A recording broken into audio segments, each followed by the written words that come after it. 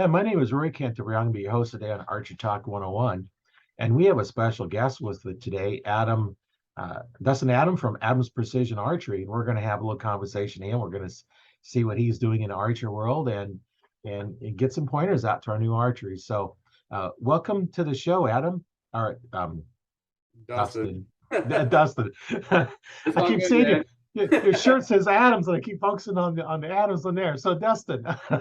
Hey, thanks for having me, man. I'm glad to be here. So, how did you get started in archery? Man, so I'm a first generation archer. It's not something that was kind of like, passed along from my dad or granddad or anything like that.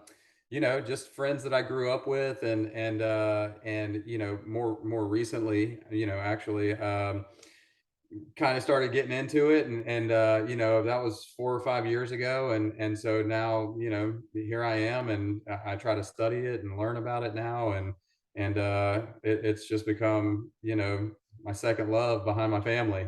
So I enjoy it, man. I enjoy it. It's a great time and I just kind of decided to get into it. All my friends were into it and I wasn't, and now I am. So So, sometimes so I that think it's like that. so that's why you got started. All your friends were archers, and then you didn't want to be left out, so you kind of joined them and Bow hunters, out of man. Yeah, they were all bow hunters, and I didn't do a whole lot of hunting because again, it wasn't my family wasn't full of big hunters and all of that. So and then it just kind of one thing led to another, and now it's pretty much the only thing that I do other than work. work and hunt. What else is there, right? Especially Yeah, with your bow. that's it. So, what Yeah. kind of equipment are you using? Using compound and Yeah, so I shoot a Matthews bow. I shoot a V3X 29, and then I have a VXR, a 31.5 VXR. It's a backup. I've shot some other bows, and Matthews isn't the only manufacturer out there, but it's just suited my archery style the best, and it's just a proven product. So I enjoy it, and yeah, they're great bows, man. I suggest them to everybody. yeah, I one of my first bows was the Matthews Q2, Old and school. yeah, old school. And then I bought an archery store, and it was a bait and tackle and archery, and there was a PSE dealer. So I went down to spend a week down in Tucson, Arizona, at the PSE dealer school, and part of the cost of it was getting a bow. Sure. And I go to the guy and says, "Okay, I'm shooting a Matthews Q2. Which one of these should I get that's at least good or better than that?" And yeah, it's like, okay, this is what I'm shooting now. And I Yeah. said, when I set it up, you know, not knowing as much to do now about setting them up, I shot it through paper, got a perfect hole for a shot. I set it up, and that's the way it shot. And of course, now I've learned that paper tuning is basically a waste of your time if you know how to set them up. You don't need them. It'll Sure. it'll tell it'll tell you if your spine is off. You get different distances, but if it's set up right, and I use levels and lasers to set my rest up, so you can't get any more better than that. Sure. Um, so it's perfectly center shot, and so I got the PSE Carrera. That was in 2001. I still have it. That's my hunting bow. That's well before my archery time there, man. Well, I started in archery back in the 60s with a fiberglass recurve bow, Oh shooting yeah. wood arrows, because Yeah. there wasn't much else. There was no compounds. They didn't come around until about the 70s. Yeah, and I'm sure they were man, I'm sure they were way different than they are now. I mean, Oh yeah, yeah, way different. technology, man, the technology. Yeah, and way slower. And a lot of guys would shoot 90 pounds to get any kind of decent speed out of them, and now there's no reason to go past 70. For most people, one thing, it's awful hard to shoot when you Yeah, start getting into the heavier yeah, weights. definitely the let off gets heavy and you get shaky and I think that leads to target panic and all those different things. So Yeah, I think a lot of guys, man, a lot of guys get really I think hyper focused on things like draw weight, and I need to pull as much weight as possible. And what I think archers need to realize is that there's not a North American animal that you can't kill with 60 pounds of draw weight or 65 pounds of draw weight. But these guys with the 85 and 88 and 90 pounds, I think I don't know that you're doing more, more good than harm when it comes to your body. You know what I mean? Yeah, So some people are strong enough they can pull those, and it's not a big problem. sure, You'll have little flatter shooting arrows. Your pins be closer. You don't judge your yardage quite so bad, so good. But um, shoot what you're comfortable with. Um, 100%. Yeah. I see too many guys, and I have friends that do it too, man. They just they force the issue as far as draw weight or try to step that weight up too quickly when they're getting into the hobby. And it's just, you can hurt yourself, man. I hurt myself whenever I was getting into it. So I'm speaking from some experience here. yeah, I know when I started it, I got my one compound bow was at 52 pounds, and I shoot aluminum arrows in because carbon didn't exist yet for arrows, Right. and it was a full length arrow. So it was like 34-inch arrow, and I'm shooting, 30-inch draw length. Um, I'm 29 and a half is what I'm actually supposed to be, but it was a little bit long because I didn't know any better. Sure. And at 52 pounds, I was about 20 feet up in the air, and the deer is 40 yards away. And I shot that deer, and the arrow almost went clean through the deer at 52 pounds. Yeah. That's a perfect example, right? And again, Yeah. this is before carbon, man. I mean, these Oh, new yeah. technologies and stuff. I mean, you make it much easier to get that type of pass through shot and everything. So, yeah, I mean, just think that's a testament to the fact that again, I mean, you don't need to even shoot 70 pounds. I mean, I personally shoot 70 because if you can comfortably do it, then why not? But wants and needs, right? I mean, it's Right. definitely a line between the two. So, yeah, Yeah, I found that when I shoot 70, my form's better than when I shoot at 60 because when you draw back in that form with the back tension and it's not as hard, I don't have to pull so tight into it. And I shoot better at 70. And um, I go to shoot a 300 round, I'm shooting at 70 pounds with my hunting bow.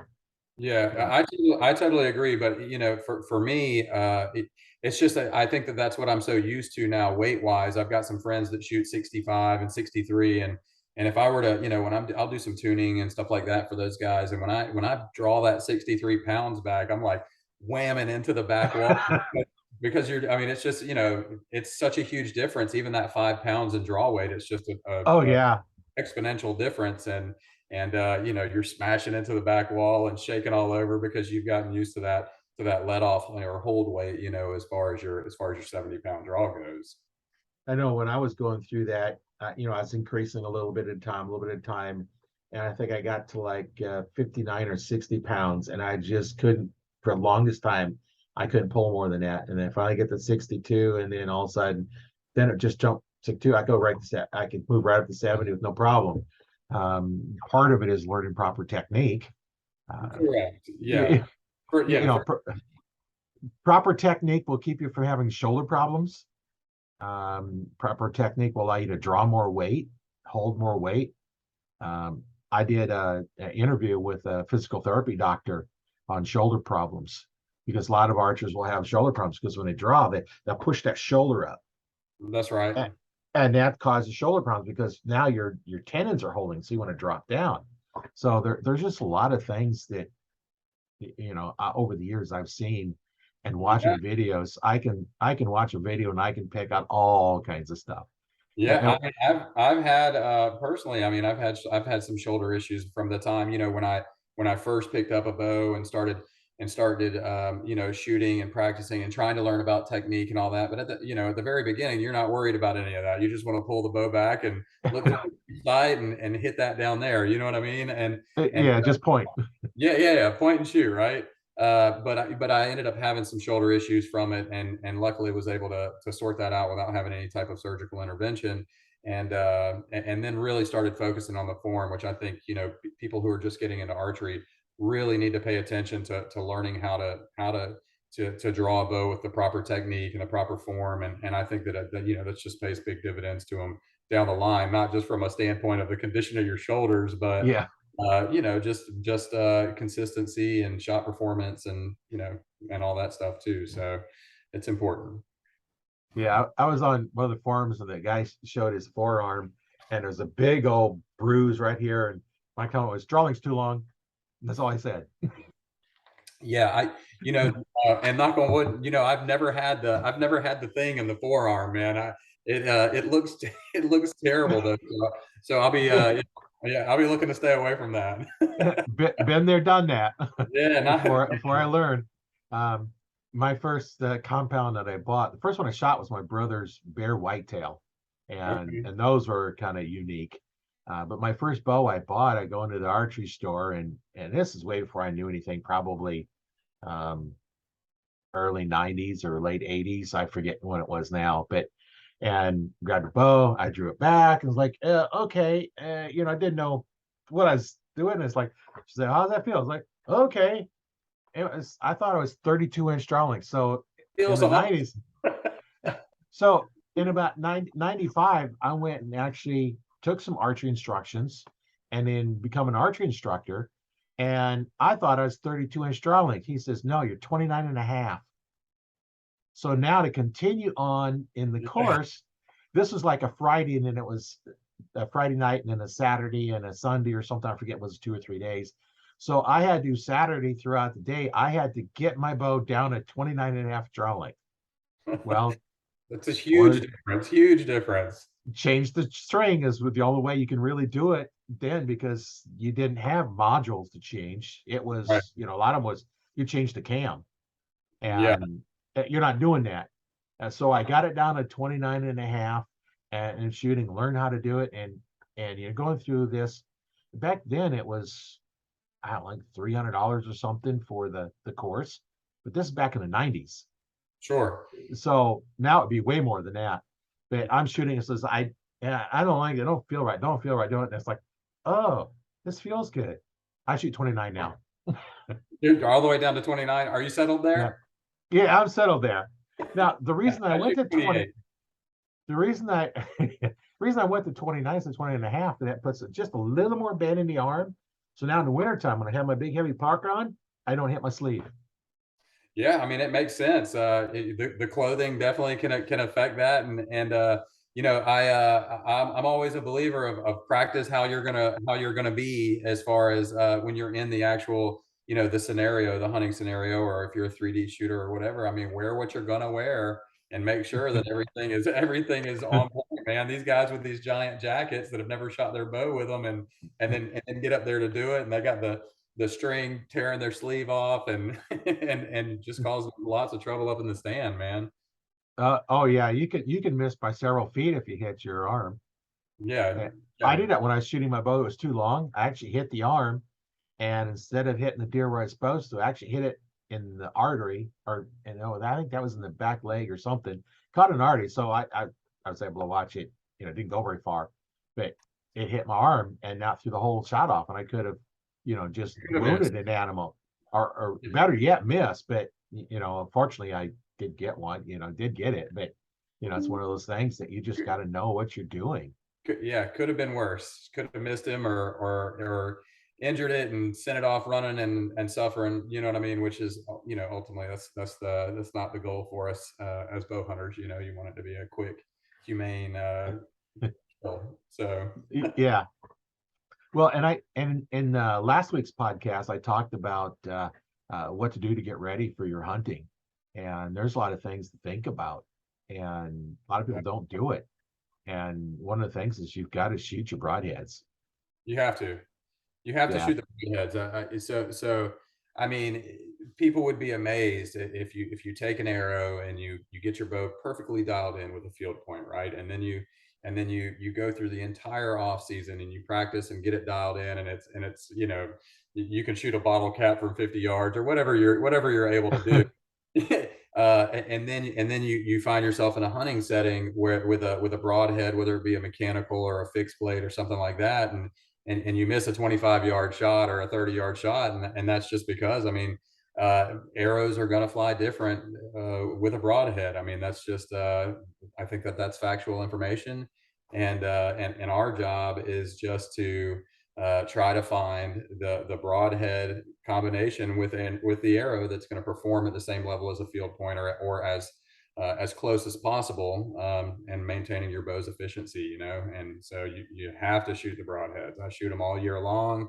just because I don't want to have that situation where, the buck I've been watching all year comes out and I haven't shot my broadheads and now I'm about to miss him.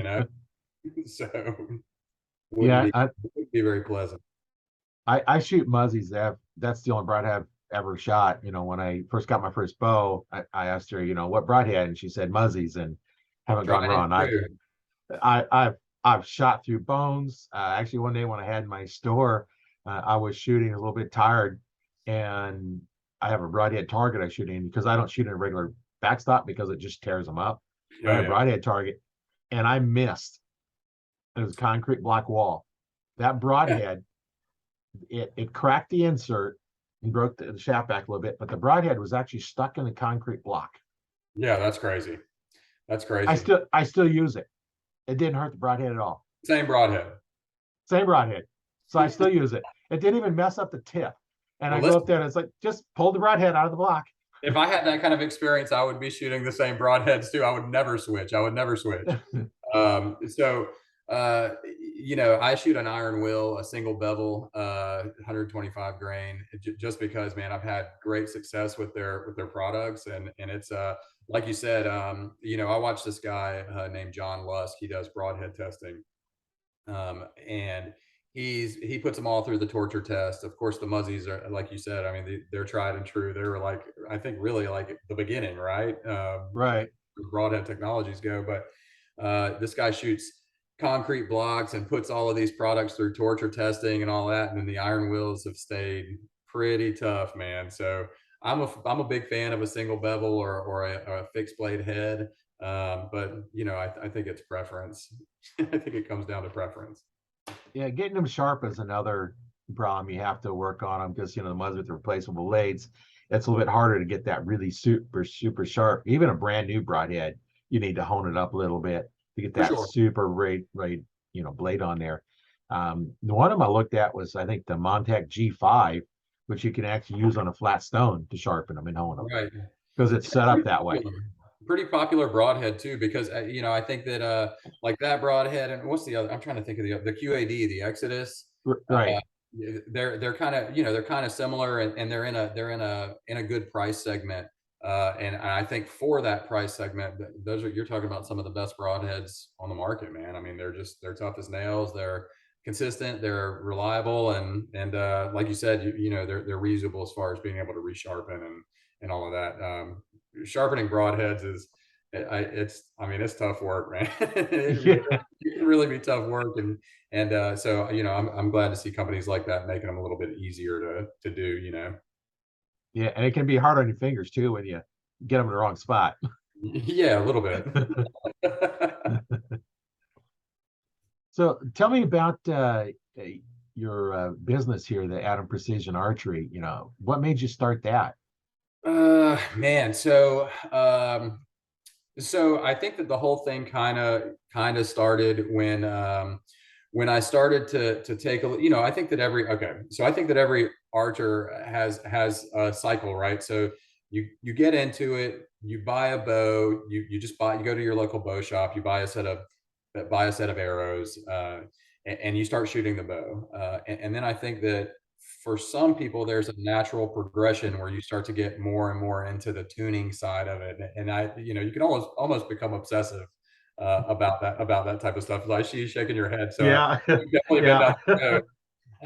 And so I think that's really where it started. I started to learn more and more about just how significant simple things with your arrows are, whether or not it spins true with a broadhead on it, or front of center and these types of topics, right? I started to get more and more into that, and I started building myself custom arrows, and then my friends liked them, and I started building them for them, and then that kind of just snowballed and grew into a thing where I was, all of a sudden I'm building these arrows and I'm sending them to people in Texas and Massachusetts and Oregon, and so me and my wife just kind of decided, like, hey, listen, let's make this thing legit. Let's open a business and see if we can do something with it. You know what I mean? And help people and sell a high quality product and provide a high level of service to the customer. which I think is important. You know, it's important that you provide a service if you're charging a premium. You know, and which we are. So so we do a consultation with the customers. You know, we talk with them about their, you know, of course, the bow specifications and the game that they're hunting and you know, their desired arrow weight, or you know, what they're looking for in particular, and what issues they're having with their current, you know, products that they're using. And then we come up with a build plan for them, and then I build them and send them to them, and everybody loves them. So so hopefully that continues, man. Yeah, that's always a thing that you got to work on your arrows. And I remember one time when I was still shooting aluminum arrows, I took it, and because I'm gonna have my store, I'd buy like 100 grain tips in a bag of 100. So Yeah. I would put on my scale and then weigh them all out. So I got a dozen that were exact same weight, and then I weighed the shaft. I'd fletch them, weigh the shaft, and then I, you know, the knock on there, and then I'd take and lay on the scale the insert, and then I figured out what each one weighed. So now I went through and I would file the insert a little bit before I glued it in, and then so now all my dozen arrows were within like a tenth of a grain in total weight. That's super tight Yeah, tolerance. but it's like okay, I think arrows were like 30, 40 bucks a dozen. I'd have probably charged $60 just for the labor to do it.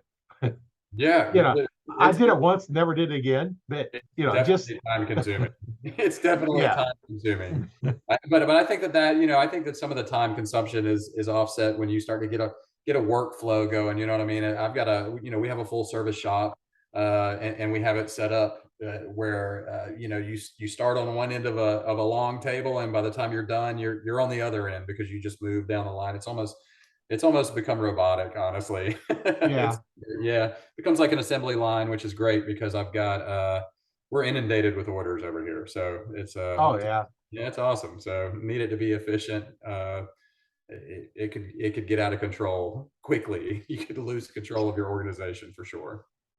Yeah, yeah, and I know, you know, come about this time of year when we're starting getting into archery season, here in Nebraska starts in September. So we have probably about 5 weeks before it starts. And it seems like that 2 to 3 weeks before, all my fletching jigs were completely full Yeah, all all day the long, fletching arrows. I got them. And They're in there now, right now with arrows, with arrows in them.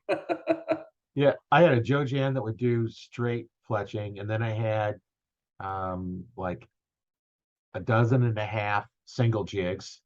Uh, Most of mine, I think I have like 8 Bitzenbergers with the straight Yeah, clamp, the right helical, as well as the receiver to do cock feather out as well as down or up. yeah, You know, what do you do? So I had, depending on if I'm doing like traditional arrows, then I need the cock feather out because you glue on the knot. So it has to be the right correct. way. But for other ones, you know, like the rest we're using, either the shoot through, you want it down, not out, because then you're hitting, or drop aways, you want it up so it doesn't hit. Yeah, Uh, you know, now I've got probably about a little over a dozen jigs now.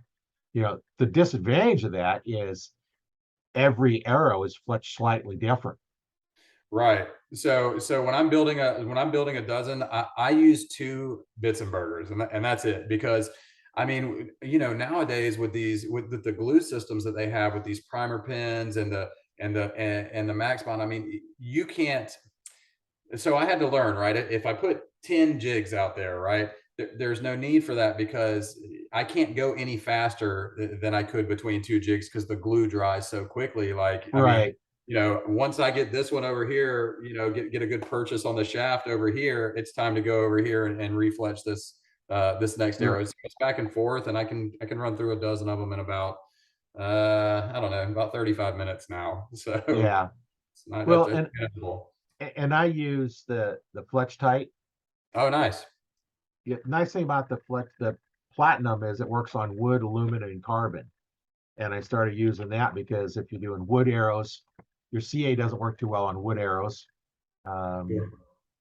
you can do it, and in feathers, it doesn't work as well in feathers. But doing veins, you know, it's really good because it dries almost instantly. Yeah, You know, like seconds, yeah, seconds. one Get your jig at all you get your need fingers out because of there. yeah, the key with that is though is don't put too much on because then it squashes out and turns all white. Just a very thin bead is all you need Thin of the bead. CA glue. Yeah, the purchase on the shaft is the most important thing. Just make sure you have good contact from bottom to top, and the rest will take care of itself. These glues are incredible, man. Yeah, and the one thing I do on all my feathers is I'll take a drop of the glue and put it on the front and back of the feather because Yeah, as you go on, you get that big ridge and you can catch that and start ripping it off.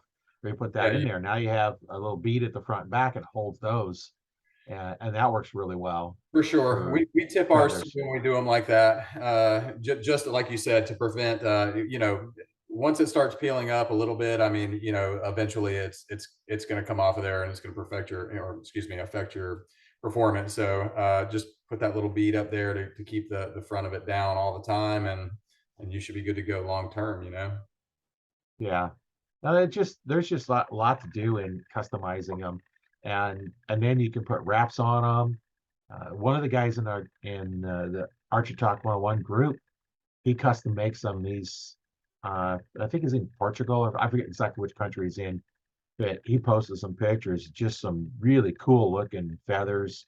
Uh, he just puts in a lot of work on them, Yeah, and you can do all kinds of stuff. I use a fluorescent wrap on my hunting ones, and you take a little flashlight and you can see them way off at a distance yeah, because it glows just reflective, like yeah, the reflector tape on the streets. sure. The paint does the same thing. Yeah, I mean, the reflective wraps are crazy, man. It kind of yes and no eliminates the need for a lighted knock because for me personally, the biggest benefit to lighted knocks on an arrow to me is not so much being able to see what I've hit, but being able to find that arrow after the fact, when it's when it's dark. And so these reflective wraps are crazy, man. Just hit them with a flashlight, and there you are, and you've saved 12 or 14 grains of weight on the back of the arrow. Yeah.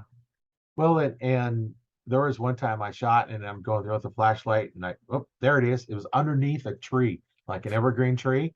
It was like I'd have never found it otherwise. Never. Yeah, it would have been gone. It'd have been gone. And when you look at broadheads, they could be easily $10 or $15 a piece for them. Oh, yeah, definitely, easily, And easily. then when you take the arrows, I shoot the competition grade arrows from hunting arrows. Sure. Uh, because I like to have those nice tight groups even when I'm hunting. It's probably more important in hunting because if you're shooting target, what's the worst thing that happens? Well, you lose a point. You might lose a tournament, or you're doing 3D and you lose an arrow. But if you're hunting and you wound an animal now, then you could spend hours looking for deer Yeah, or whatever the definitely. animal is, and it may live for weeks and then Yeah. finally die from gangrene or whatever it is in there. Yeah, And you definitely wanna set yourself up to make the right shot when that time comes, man. I mean, the last thing, I've had experiences before, where unfortunate experiences where I've made a bad shot or made a maybe a poor shot choice, and then not recovered that animal for a significant period of time or maybe even never. And it's a bad feeling, man, because we always want to make a clean, ethical, quick kill, and I think that having your setup ready to go and being able to depend on that is super important. well, and that's what I do with my broadheads. I'll shoot my broadheads and get them set up so I can hit the X ring with my broadheads. Yeah, I mean, so that when that time comes and you're in a deer stand or in a blind or whatever, any error that happens is going to be human error. It's not going to be because you the equipment. Yeah, Maybe, and I know, maybe buck fever got involved.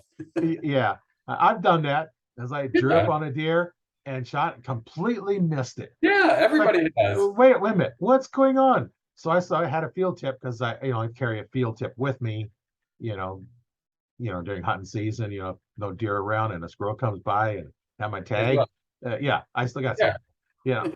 So I took this one, I picked out a leaf on the ground and hit it. How did I hit a leaf on the ground and miss a big deer? I forgot the aim. Yeah, exactly. I mean, listen, any bow hunter that tells you he's never gotten buck fever, he's not telling you the truth. I mean, the elbows shaking and the knees shaking, and I mean, yeah, I mean, I've had some experiences where, man, listen, I it felt like I should have brought oxygen with me, like pass out up here. But Yeah, that's why we do it, though, right? I mean, that feeling is why we do it. yeah, Yeah, yeah, I love it, man. yeah. You got to know your equipment and how it shoots. I know Definitely. in my hunting mode, when I shoot my target arrows, it does not hit where my broadheads hit.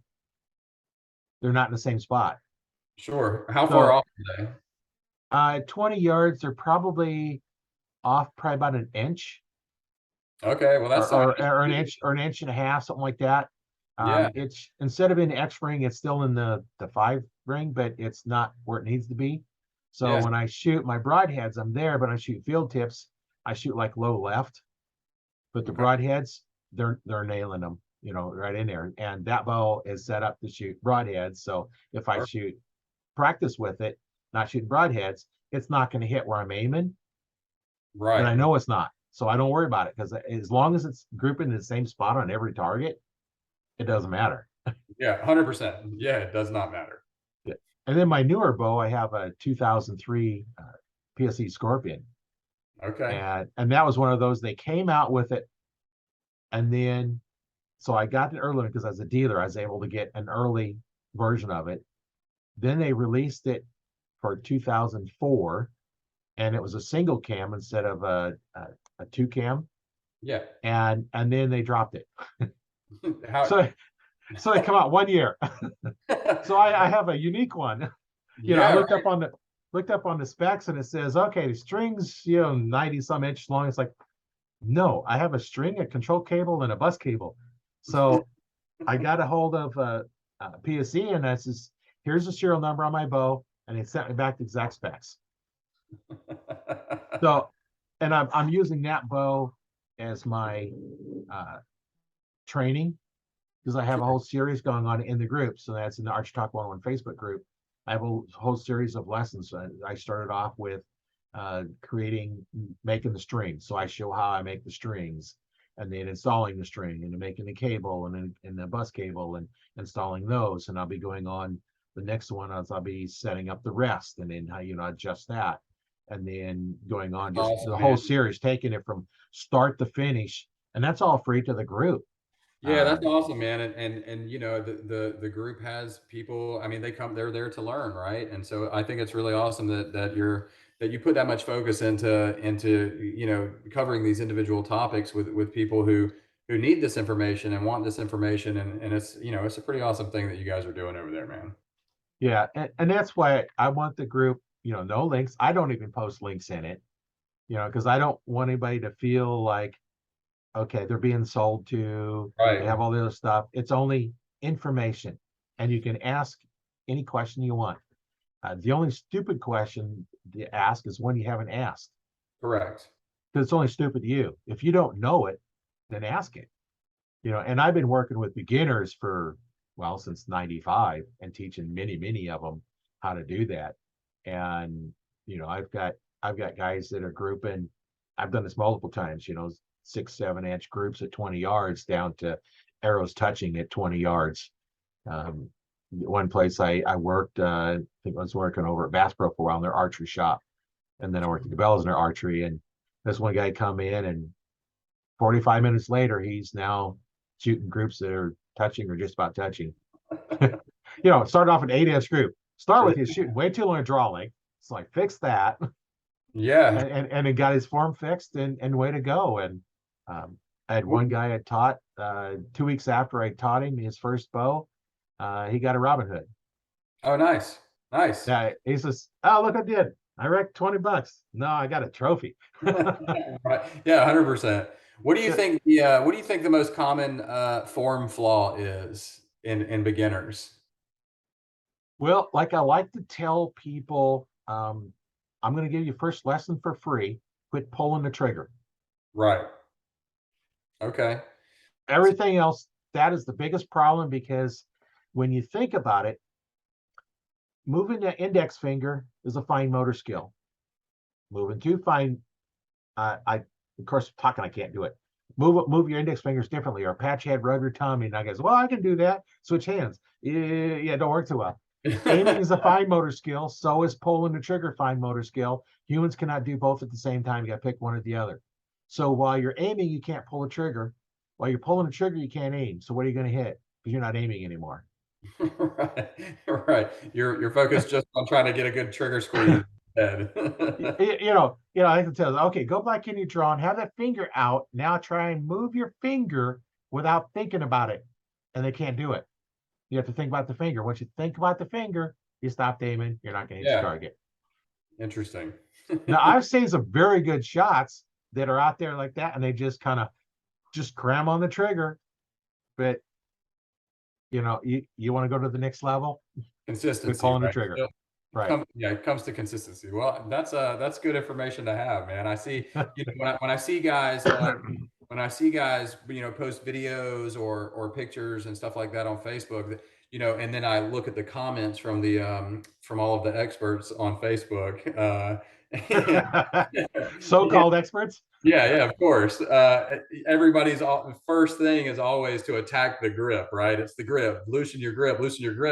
And I'm looking at some of these guys and watching some of these videos, and I'm like, man, he can't loosen his grip any more than that. Why are you telling him to loosen the grip? So, it's nice to have somebody like you who trains, introductory archers and looks at things like trigger pull instead of just the grip, man, because I think there's a lot of bad information out there, man, for guys that are just getting into the sport. Um, I'm sure there's good information as well, but I mean, it's like, man, these guys are just banging on this grip repeatedly, and the guy's hand is literally open on the grip. So, Well, what I see a lot of them do is they got the hand open, they won't have a sling, and they'll grab the bow when they shoot. right, You don't want to grab the bow. I had some video. I got the one bow I'm working on. I got a little bitty short stabilizer on there, and I never really set it up really good.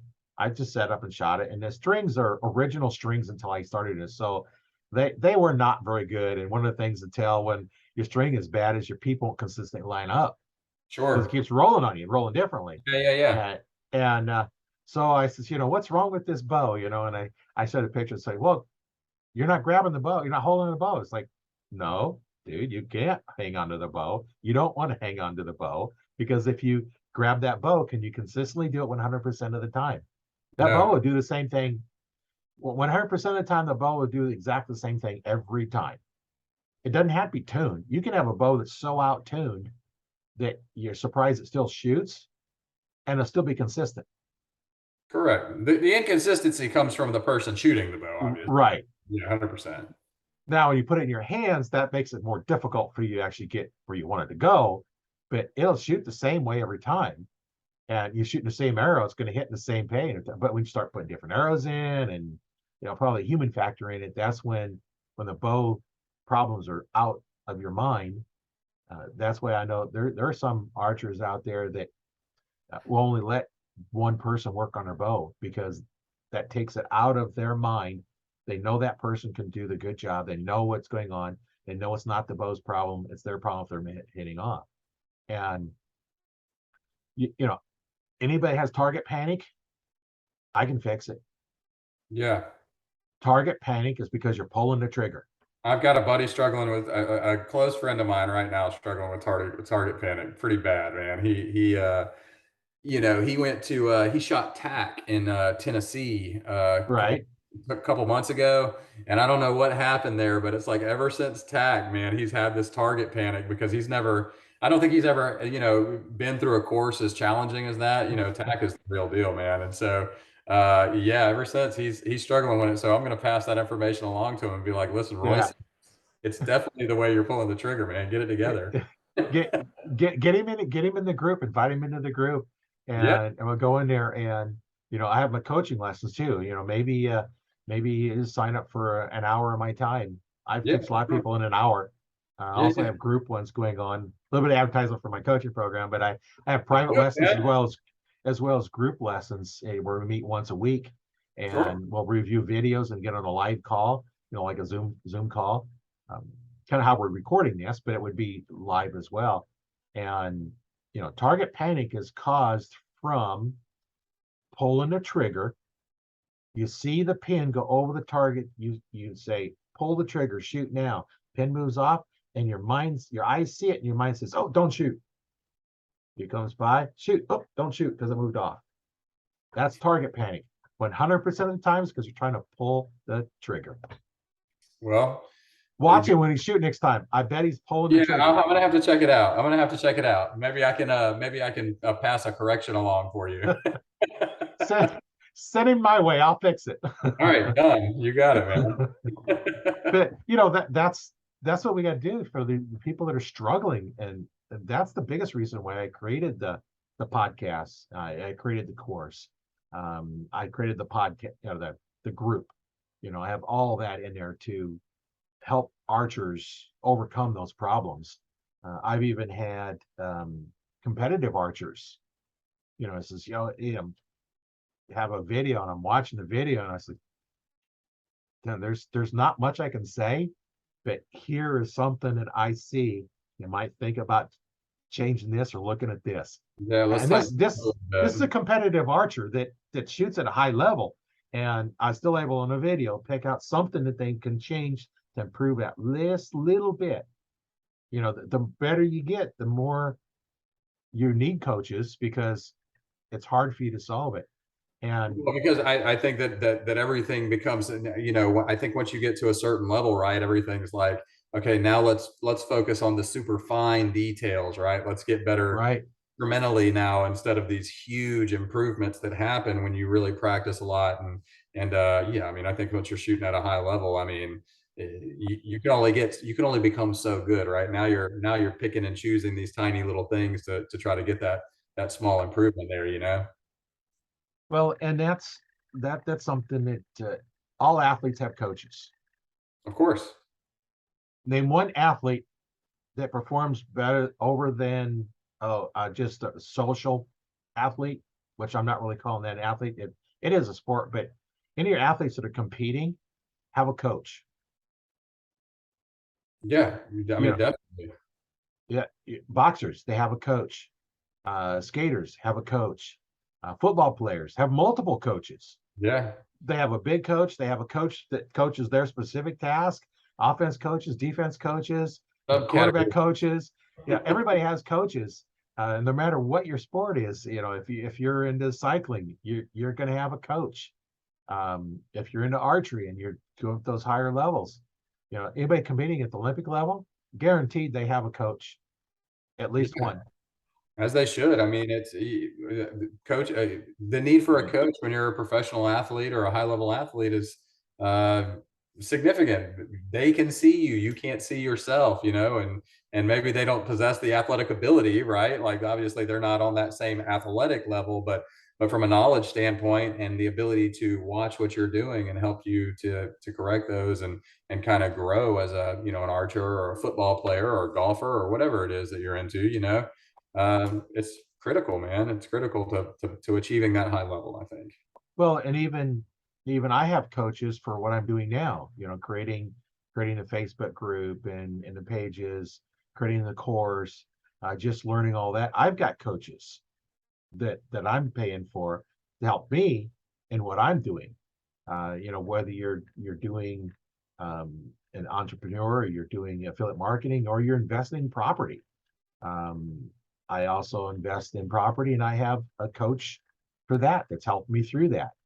You need that support staff. Of course. And that's masters of their crafts, and you need to learn from them. If you're not the same, right? If you're not on that same, I think, intellectual level about these things, not intellectual level, that's probably the wrong word, but you know what I mean, as far as that skill level as it pertains to that subject, you know what I mean? Then certainly we have to swallow our pride and listen to them, because they know more about it and they're more specialized in it. So it's only going to benefit you. Yeah, and and you have to have an open mind. And in the many years, this is going to sound kind of weird, but if you have a husband and wife, the wife will want coaching, The husband does not. I teach the wife, she outshoots the guy 100% of the time. Well, it's the ego, right? Right.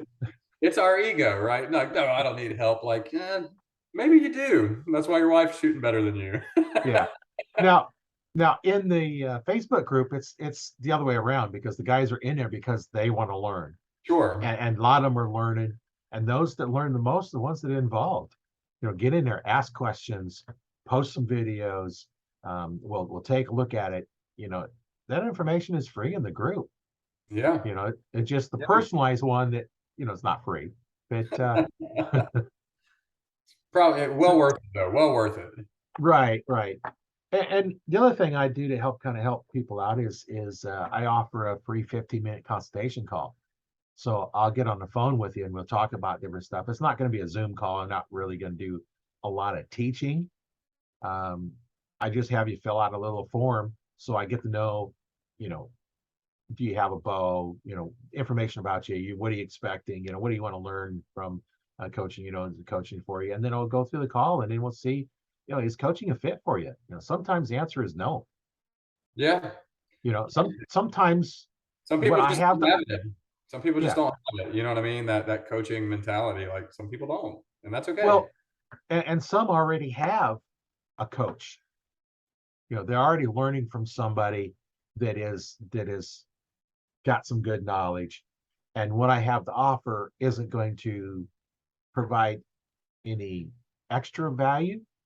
So for Sure. them, what they have now is perfect. And I run into those, I'll tell it's like, what you have is good. Stay with them. Yeah, definitely. You know, I can help them out, but is it worth our time, their time to spend that in there when they can ask the same question to their coach that has the knowledge that they're learning from. Yeah, and somebody else And somebody else may not have that and need that attention. right. That's like, you know what And I mean? I don't want to teach something different. I don't want to teach a different way of doing it. That just confuses the archer. Uh, one of the things I've been able to do, as you go through looking at them, it's like, okay, what has your coach been teaching you? And then what are they telling you? And then I can shift to what they're teaching and maybe make a few little corrections in their teaching. It may not be the way I teach, but I've been doing this 25 years. So I, Yeah, a I little can while. I can kind of see, what's there, and you get where you can talk to somebody for a few minutes, and I got to where it's like people come in and I talk to them a few minutes and I don't even offer any advice because I know they're not open. You Yeah, learn, some people are just how like that, the man. and it's like you don't want to learn, don't learn. You want to learn, I'll help you all I can. Yeah, And on my 3D rig is my NFA instructor patch. So I keep that on my rig. That's where I put it. So everybody can see I'm an instructor. And then if they ask me questions, I help them. But if I'm at the range shooting, I'm there to practice and shoot myself. I'm not going to say, oh, I can fix this. No, I'm there to shoot. But if I have the patch on there, they say, oh, you're an instructor. Oh, can you help me with this? Like, okay, they give you a few pointers. Now, if you want more detailed or long-term stuff, then let's schedule an actual coaching session. But yeah. I give tips all the time. Somebody says, what's going on with this? Like, well, try this, Well, that's all try this and try that. So, very cool, man. Very cool.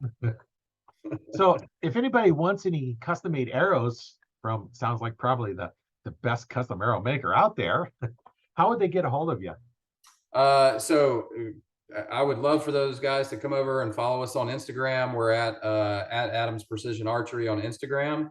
My email address is Dustin DUSTIN dot Adams Precision Archery at Gmail. And then also visit us on the web at adamsprecisionarchery.com. So that's ADAMSPRECISION archery.com. And we have an inquiry form there where you can kind of fill out some pretty basic information as far as what you're looking for, what you're trying to accomplish, and then that information comes to us, and I'll reach out and do a consultation with them, and again, just have that discussion, like as far as what we're trying to accomplish, what kind of game we're hunting, what issues you're having with your current equipment, and then we'll decide on a build and go from there, man. It's been great. Our customers have been awesome. We're super thankful for where we are in such a short time, and the product is high quality and high end, and people are loving it, man. I'm building hammers over here. So yeah, man, it's exciting. We're really excited about where we are and where we're going to go, and in the future here, we're going to be launching additional services and products. I'm hoping to break into the bowstring market here in the next probably, I don't know, 6 months or so. Start manufacturing bowstrings and have APA bowstrings out there on people's bows, and we'll even make a set for some early 2000s models bows, man.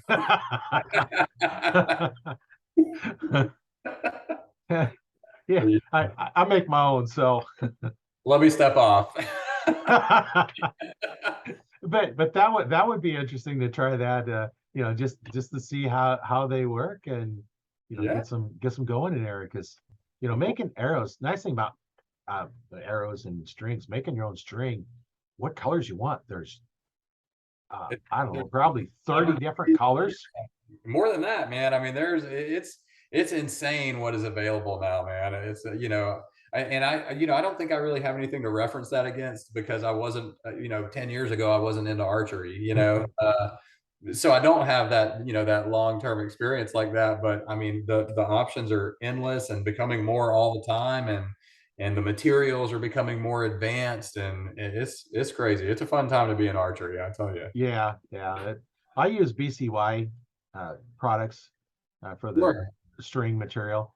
Using a There, that's 452 or a X99, or what do you? uh, the 452 is a new one. I got an 8125, Okay. which is a fairly fast string material. How's the creep? None. None. Oh, perfect. No, they're basically none. It's very very low creep in it, and it works really well. I have had really good with that. And then the other string I use is also BCY, but it's their B50. Okay. Now that is what I use on recurves and longbows, because you don't want to use the other material, the 8125 or the fast bite materials that's used on compounds on recurves, because you can break tips off. And there's Right. a reinforced design for it. So you want that other material, which is a little bit more forgiving in there. And there's tons of colors in that. I think I probably have a dozen different colors of each material to make them from.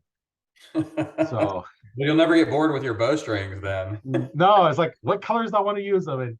And I made up a whole bunch of little different samples of string material combinations, just little bitty short ones. You can see some of the different Yeah. colors you can put in them. You can Yeah, do you pink, got some choices fluorescent there, pink, man. chartreuse and pink, and you have blues and golds and tans and mountain berry, and uh, I don't like making just a plain straight black string. Uh, Me either. Me either. everybody makes um, the black strings and stuff. I've seen some now where they're actually making, with like a fluorescent green. The whole thing's fluorescent green. Oh So yes, I've seen some. I've seen some now that are just like super loud, man. Like, like man, they're just like popping off the bow. They're so loud, man. Super bright. But man, there's a lot of good materials out there now, and a lot of choices, which is great for people who are getting into archery now. I mean, you're not handcuffed to a black bowstring, and that's great. That's awesome. and you can do three colors if you want. I've done a three-color one. I've actually done one that was two colors, and instead of twisting them, I actually braided them. Oh, So you cool. take twisted them inside of each other, and then it's kind of cool because they form like little V's on your string. Yeah, that's very cool. Yeah, and then you can twist them as well on there, on top of that too. But uh, you have to kind of plan for that, because it shortens your string more than just a few twists. So you have to kind of plan for that when you're making your Yeah, string. sure. But that's all stuff that it don't take long to make a string. When you got everything all set and ready, and when I had my store, I didn't stock any strings. The strings I had in the store, ones are left over when I bought the store, and I still have all of them left. Yeah, yeah, they're Just because they're spin one not. up real quick when the customer needs a string. I mean, spin a string up real fast and be done with it instead of having Yeah, inventory. Yeah. and they come in and say, well, what color you want it? Oh, just black. No, you can't have just a black string. What color you want? You know, you can have two colors. And so I'd make all custom strings, and it don't take long. I actually had one guy one time call me up like an hour before we close, and he says, "Do you have a string for my bow, or can you make one?" It's like, I'm closing here in a few minutes. Can we do it tomorrow? And he says, "No, I got a tournament tomorrow, and my string's bad. I need it replaced tonight." I was like, "Okay, come on out." That's And so I come out, and I actually started a string after we closed. We locked the door, so I knew nobody'd be bothering us. And come in, and you have to look at the how wide the track is for the string. Some are a little skinnier, some are a little fatter. Now, like on a string, you have a variation. I think like on 8125, it's like 18 to 22 strand. strands, the normal. Yeah. You can on some go down a little bit more, depend on number of strands. So I started making it because I knew it was skinny. So I started making it. Sure enough, no, it's gonna be too fat. So I threw it away because it's not worth tearing apart. Starting over. It's just quicker, Yeah. easier. Yeah. You Trash buy it. a roll, you buy a roll of string material. I think you make one string out of it, and the material's paid for. So it's not Correct. worth your time. Yeah. Yeah. So Yeah. so I made another one, got him all gone out the door. By the time he came in and left the door ready to go practice that night, it was less than an hour. Yeah, that's the thing, I've actually, yeah, I've spent some time doing some research on that and working with it, and I think you can make a quality bowstring if you have the correct equipment. I think you can make a high end quality bowstring probably in about 40 minutes, 45 minutes. Does that sound right to Yeah, you? yeah, yeah. Yeah, You can do that. Now, of course, it all depends on how long it is too. A single yeah, cam, they're running your 90, 100, 104 inches long, and it takes so much longer to because you have to walk down all that distance to run the strands over. Where a little yeah. short one, like in the 50, you can just kind of just lean back and forth. That's So right. you're Yeah, quicker that way. And when you get really short, and it's actually harder to make the string when you get really short, because the jig, you have two little prongs at both ends, and you turn the one. And if it's too short, it's hard to get them there, especially once you've served the one end. Not so short. The longer one's actually easier. So yeah. um, it's interesting. I've been making strings for a little over about 20 years now. So Well, so safe to say you've got some experience. right. Well, one of the things I learned when I went down to the PSE dealer school in 2001 was back then a lot of your bows had steel cables on It's crazy, man. Who thought that was a good idea? them. Well, at the time, it was a pretty good idea. And the problem with that is you have to replace both of them because the one broke, so it's no good. So you have to take off the other one and measure that length you want. And you have to make two new ones because the one broke, the one's not far behind. You have to make two, and they have to be the exact same length. If you're off by more than a 32nd of an inch, you can't twist the cable, Right, you got problems. and you So may have to you run remake into them. timing issues and everything with that as well. Right, right. Big Because time. you can't twist them or anything. So they have to be made exactly the same.